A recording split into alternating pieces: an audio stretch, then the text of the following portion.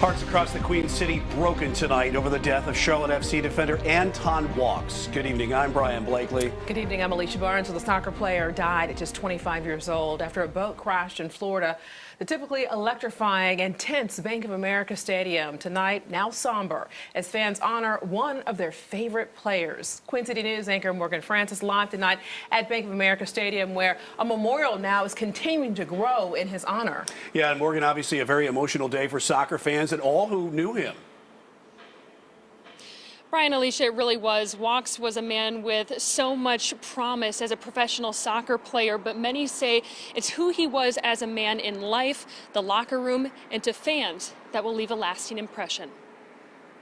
Warm embraces and tears outside Bank of America Stadium as news spread that Charlotte FC defender Anton Walkes tragically lost his life. It's just heartbreaking. It's a member of the team, and especially a member of our first ever team. You feel like we're all family. It's part of a community. Somebody so young had their whole life ahead of them. It was shocking. Walkes was in Florida with the team for training when he was involved in a boat crash near the Miami Marine Stadium basin. Florida Fish and Wildlife officers say Walkes was driving one of the boats involved in the crash and was given CPR after someone found him unconscious. He passed away Thursday morning. Fans, teammates, and team owner David Tepper visited the stadium to comfort one another and lay flowers, candles, and his number 5 jersey at a growing memorial outside the gates.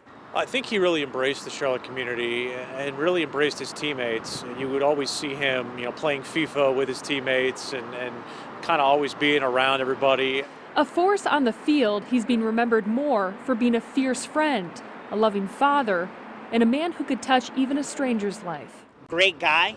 I got to meet him at a few of the trainings, and he was always very welcoming, a great smile. The crown is feeling his void, but Walkes' impact stretches much further. I don't think you can find anybody who played with him, whether it was in Atlanta, Charlotte, Portsmouth, or Tottenham, who didn't like Anton Walkes. In terms of the crash, we are still working to learn how it happened. We do know that he collided with another boat. Now, Charlotte FC is supposed to play its first friendly match in just 2 days, but soccer is the last thing that everyone's thinking about here tonight. In fact, fans are already trying to think of a way that they can honor his life. Reporting live outside Bank of America Stadium, I'm Morgan Francis, Queen City News.